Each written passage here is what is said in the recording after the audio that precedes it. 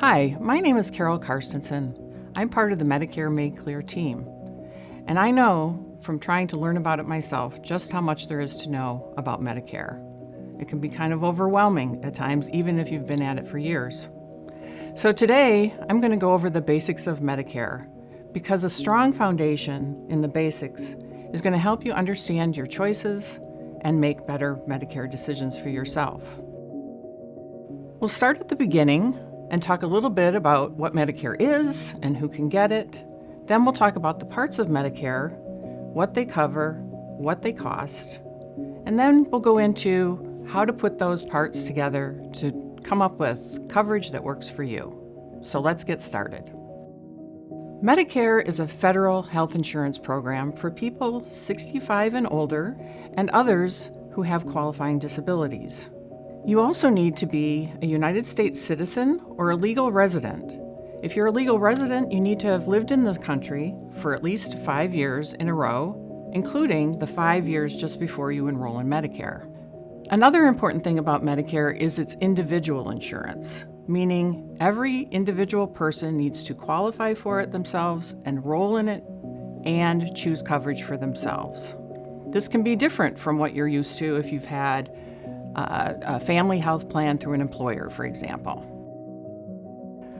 Government-sponsored Medicare is made up of two parts, Part A and Part B. Each part covers certain healthcare services. The two together are often called the Original Medicare, or sometimes Traditional Medicare. There's also a Part C and a Part D, and Medicare Supplement insurance, and we'll get to those in a little bit. So let's start with Part A. Part A is hospital insurance. It covers inpatient care when you're in the hospital or a skilled nursing facility. It covers your room, your meals, your nursing services when you're in the hospital, any equipment or supplies that are used in your care, operating room, whatever the needs are that you have while you're in the hospital or in a skilled nursing facility. Medicare Part B is medical insurance. It covers your doctor visits or your doctor services even when you're in the hospital. Other things covered by Part B include care when you're in an outpatient facility, like a clinic or the emergency room, for example. Ambulance services if you need to go to the emergency room. Preventive care services like flu shots. Medical devices that you might use at home, such as a wheelchair. Original Medicare, again, has Part A and Part B, and it does come with some costs. Those costs can include premiums, deductibles, copays, and coinsurance. Now let's start with Part A. Part A, in fact, is premium-free for most people. If you've worked and paid taxes, or your spouse has, for at least 10 years, then you get Part A premium-free. Otherwise, you would have to pay a premium. Other costs for Part A include a deductible and some copays and coinsurance. But importantly, you only pay for Part A when you're actually receiving Part A services, such as when you go in the hospital. So Medicare Part B does come with a premium, and that will be deducted out of your Social Security check if you receive Social Security. Otherwise, you'll need to pay it directly to Medicare. Other costs with Part B include some copays, a deductible, and some coinsurance. For most services, you pay 20% coinsurance, and that means you pay 20% of the Medicare-approved amount for that service, and Medicare pays 80%. So we've talked about Original Medicare, Part A and Part B, what they cover and what they cost. But they don't cover everything. Neither Part A nor Part B covers prescription drugs, for example, dental or vision or hearing care.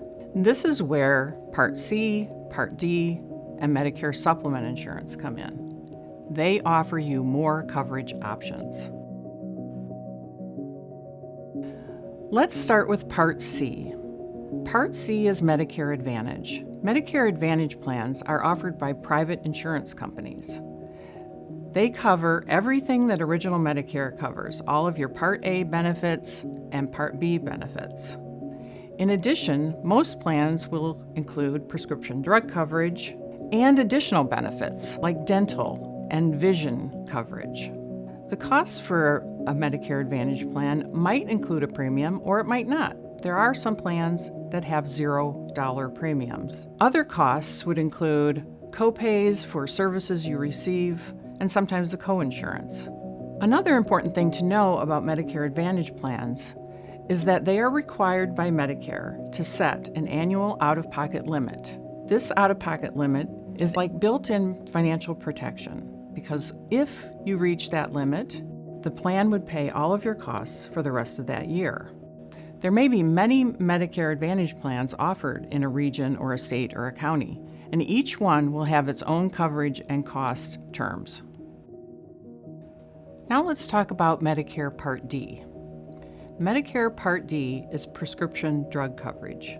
You can get prescription drug coverage in two ways, either through a Medicare Advantage plan, like we just talked about, or through a standalone Part D plan. You can always remember prescription drug plans and Part D by thinking D is for drugs. Medicare requires that Part D plans cover all the types or classes of drugs that are normally used by Medicare beneficiaries.